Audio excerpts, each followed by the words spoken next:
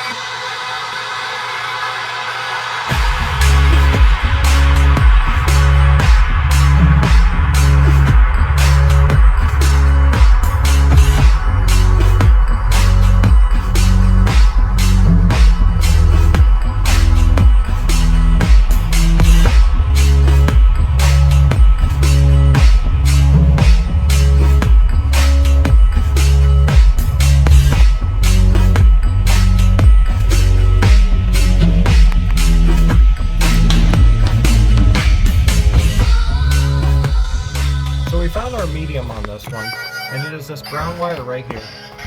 So we have up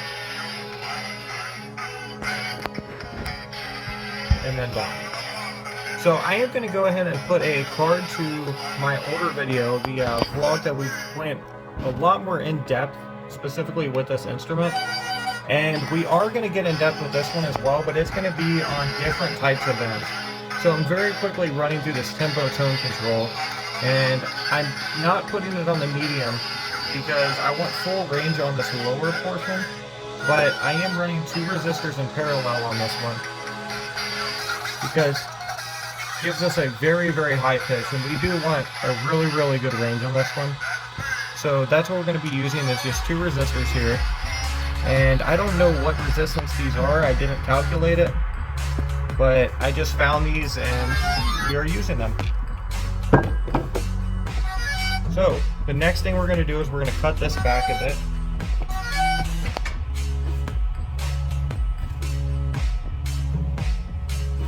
Then we're going to be adding our potentiometer on these 2, adding our toggle switch on the median, and then running that toggle switch out onto the potentiometer in the middle piece.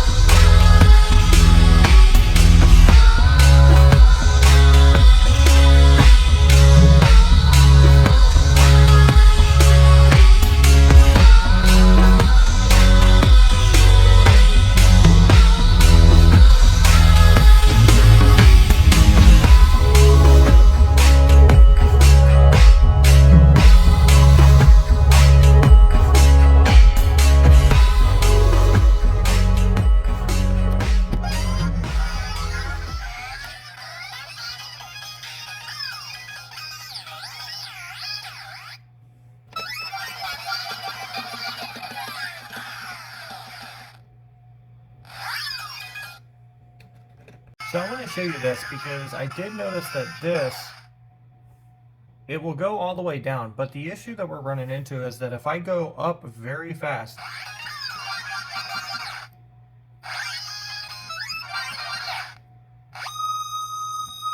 okay, so right there, so that just caused a crash.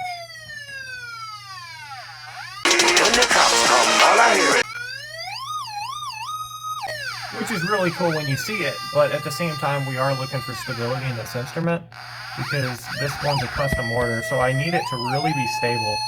Now the way I'm going to go ahead and do that is I'm just simply going to cut one of these resistors off that I ran here in parallel. And by doing so, we are adding a bit more resistance to it, and that should be enough to actually stabilize the instrument. Now I'm going to wait on actually pulling this entire thing off.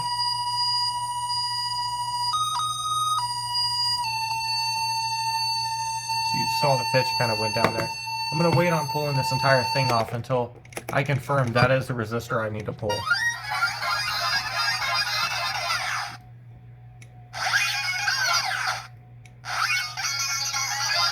So this is still high pitch.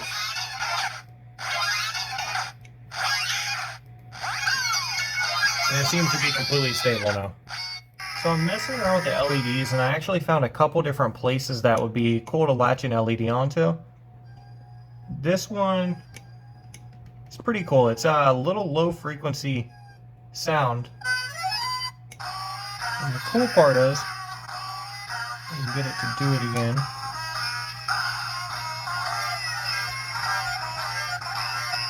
It seems to just change and just release that sound when it's not actually playing any sound. And then we have another one that if we base it down here but use that same point, this is quite a bit louder, and it does the same thing.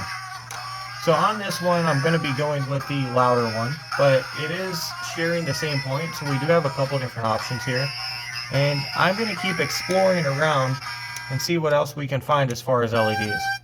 So our second bend is actually going to be less about the LED and more about just the effect that it gives off.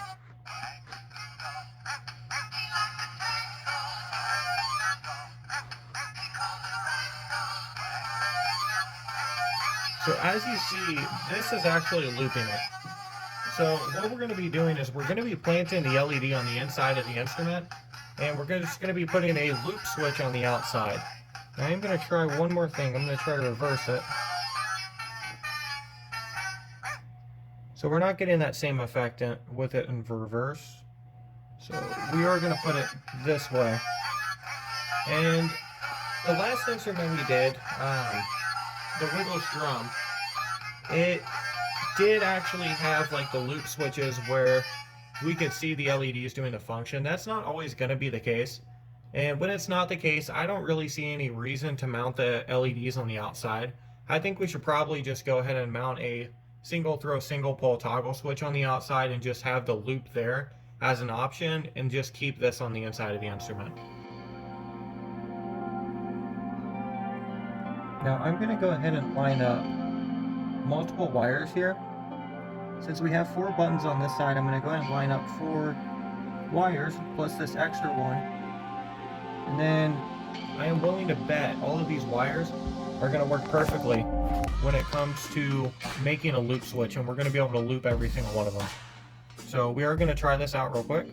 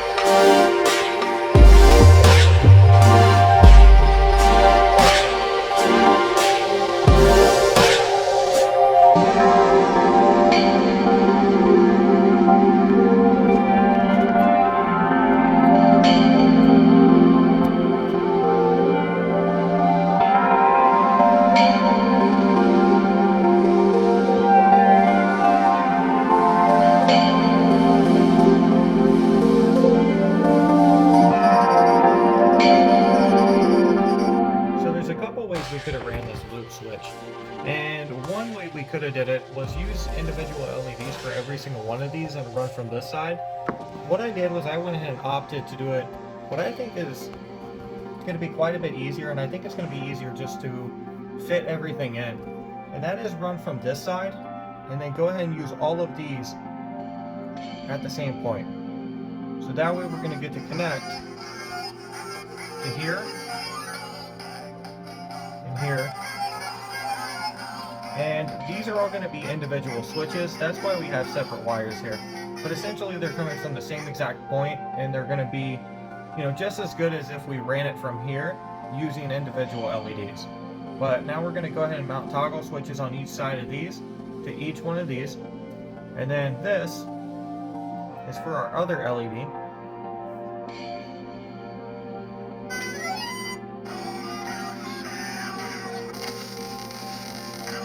And that is ran from the point before it. There we go.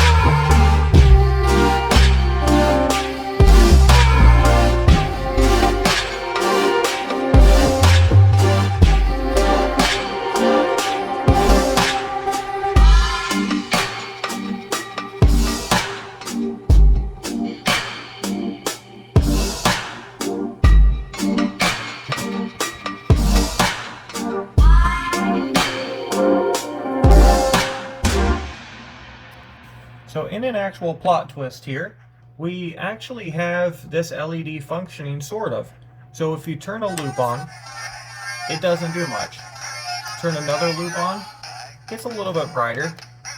Then you turn 3 loops on, kind of still does its thing, and it kind of voids the other loops. But then you turn all 4 on, and then the LED is working. So I think this would be a really good indicator of when the loops are actually on and when they're off, which of course we're going to write on the instrument. But I think this would be a really cool indicator just to kind of have on there, especially since the switches sort of void each other out. Then we want them to have good functionality as far as looping. So this would be a great indicator to go ahead and mount on the outside. Alright, at this point we have a lot of switches installed. We are going to go ahead and install the prosound here. And how we're going to do that is just simply run the speaker wires down, figure out where they're at, and they are these 2 blue ones. So we have a blue there, and a blue there, and it actually looks like we have them labeled on here as well. So that makes it quite a bit easier.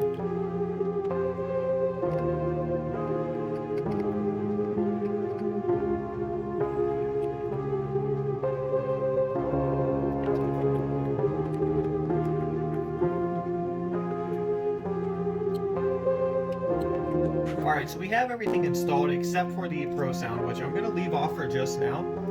So what I have here, you may have noticed different lengths of wires. So the tempo tone control is rather long, and so is the prosound. Now there's a reason for that. It's because when I added all these switches, I didn't really intend to stick them all on this side, just because I don't think we're going to have enough room. These things are pretty tight spaced, So my plan here is to go ahead and add all 4 of the switches either down one side, or I may have to actually add an extension and run 2 and 2. But I plan on having all the loop switches on one side, and that leaves us adding the tempo tune control and the prosound coming from this side. Now how we're going to access this side is fairly simple. So they have the buttons and everything running right here. Now you're probably wondering, you already put the switch and the potentiometer on there. How are you going to get it through there? Well, very simply, I'm just going to cut it out a bit and then put it in there. Now ideally you'd probably want to run the wires in there, but it's not really that big of a deal because the wires simply just slide in and out of here. So as long as they don't get snagged, we're perfectly fine with just feeding everything through there.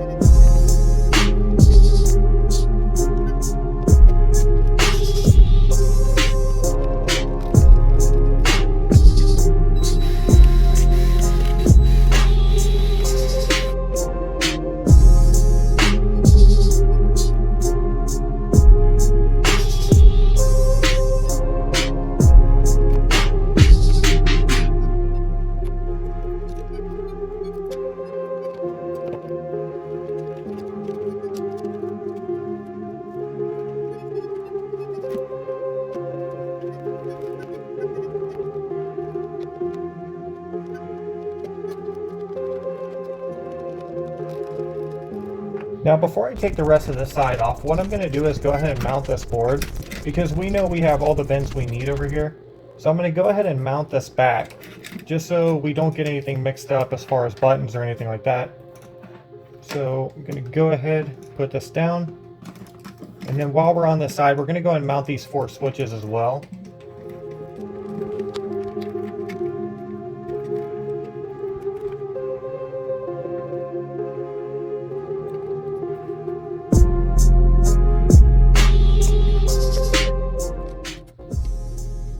Alright, so we have the bolts started. We're going to go ahead and put the rest of the bolts in. I'm going to go ahead and feel out where exactly I'm going to be putting these switches and mark them.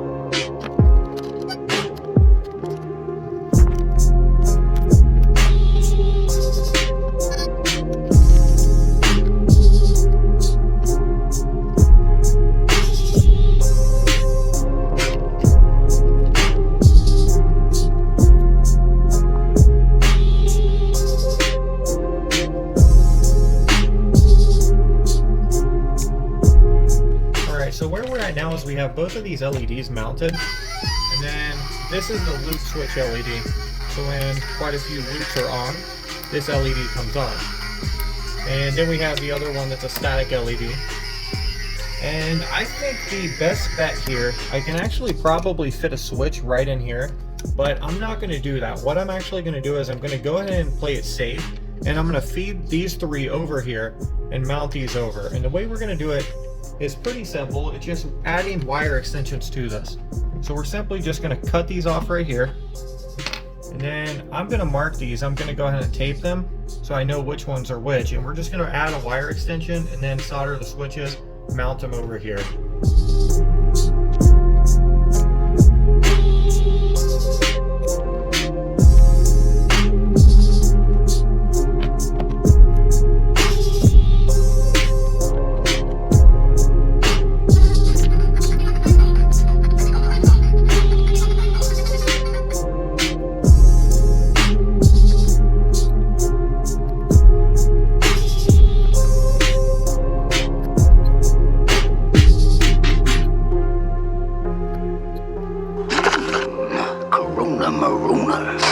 The cigar with the key.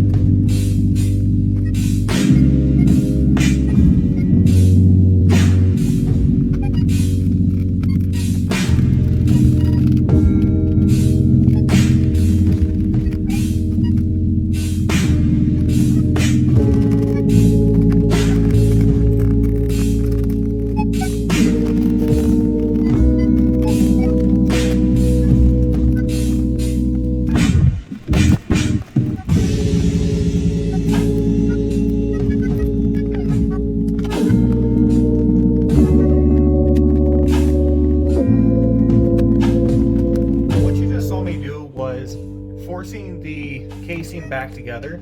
And the reason I had to do that is just because we have so many wires in here. Now there's a couple things we could have did to avoid that, but it would be a lot of work.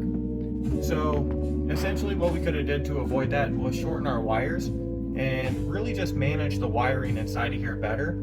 But when you have to do that, it's kind of a last resort, and it's kind of just saving on work. So what I did was I used the casing screws to actually force it back together, because inside this thing is absolutely jammed. But what's going to be essential for us at this point is to test everything to make sure that everything works.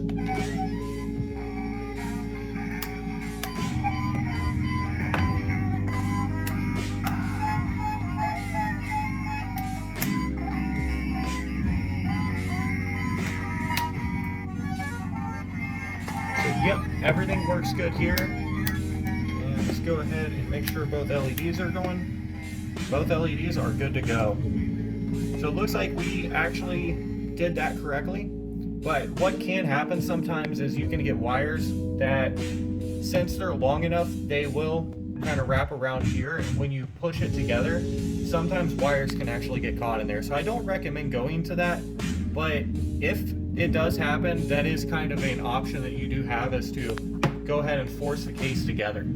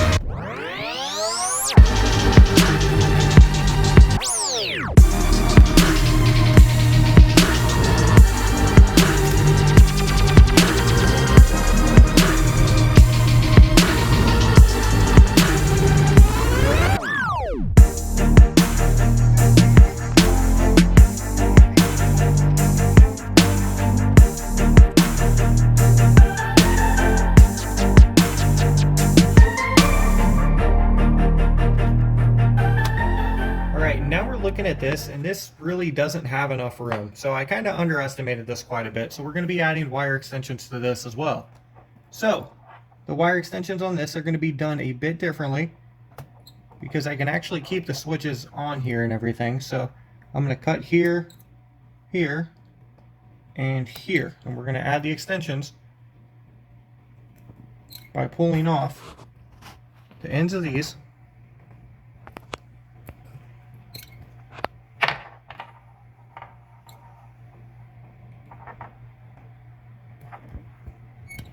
I'm going to set that over there, and then we're going to do these three as well.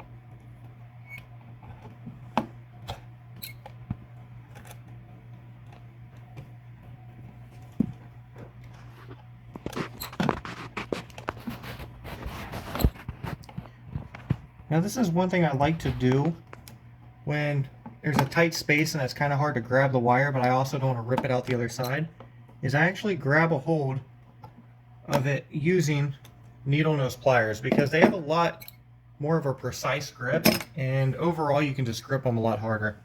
So now that we have that, I'm going to add my wire extensions on. And remember, this instrument's made to actually pull on. So we want to have plenty of room here that'll allow us to pull on this instrument and it not go bad and not rip these wires out. So we're going to be adding a big extension to this. That way it can do its thing and it's not going to interfere with our bends.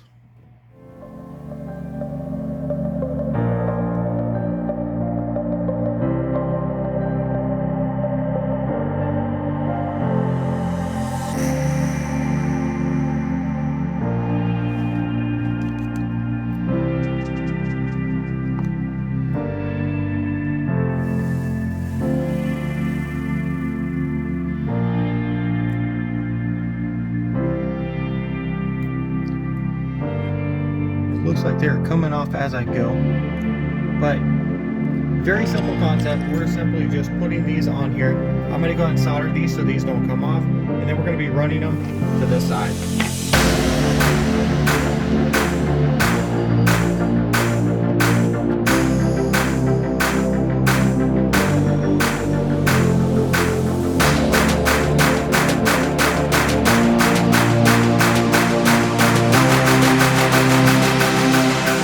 Yes, Andy, I most certainly am ready.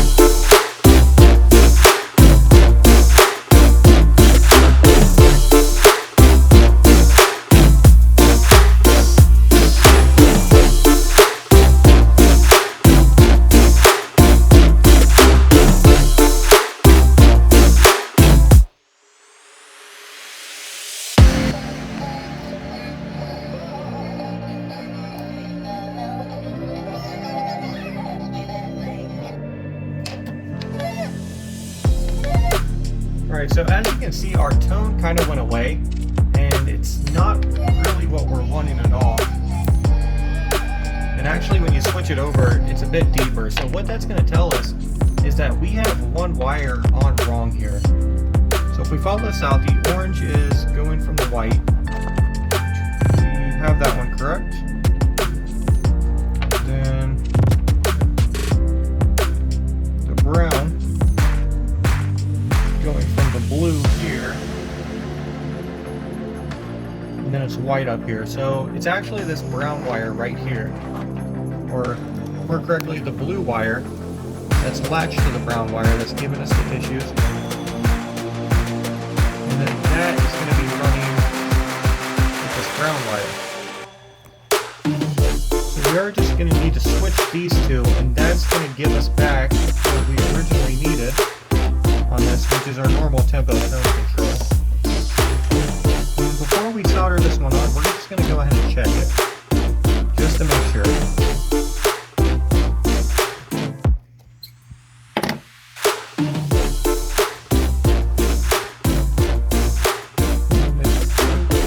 We got this one, right? The blue white. Yep, that was correct.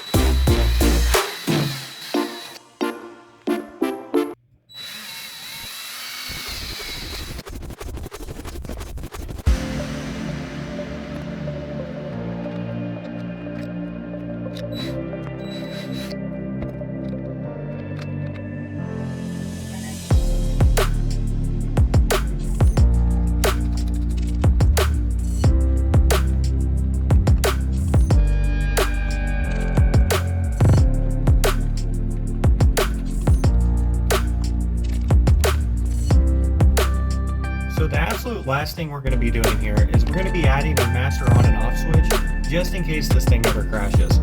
So how we're going to do that is we're going to pull the battery pack out right here. And then all we are doing here is we are separating the positive from the actual board. And you can see that there's a wire that runs from this circuit board, or I'm sorry, this battery pack into the circuit board. I like to go pre-circuit board, pre-everything in the instrument, aside from the battery pack. Let's do a little bit of glue here, but we're just going to go ahead and solder through that. And I'm actually going to use this wire almost as if we're adding an extension to this.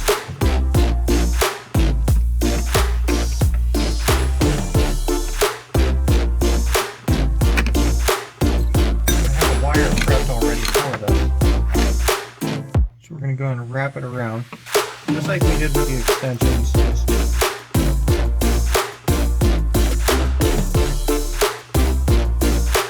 Just trying to make it have contact here. Set it up, I'm going to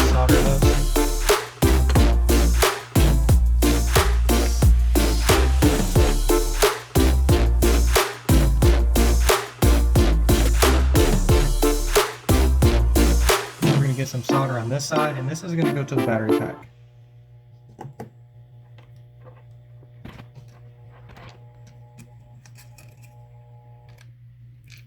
Alright, and now you have your master on and off switch. So it's on now, then off. So now we have our master on and off switch. So it's on now, then off. So that's essentially pulling the batteries out of the instrument.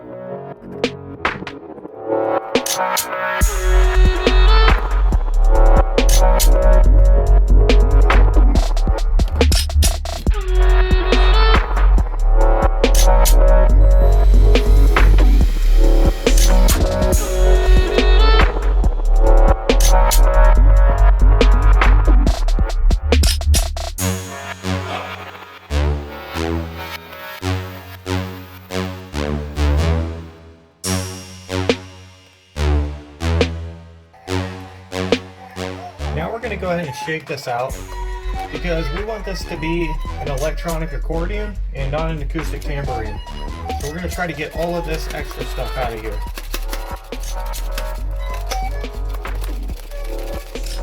Alright. So that looks to be good. And let's go ahead and put it back.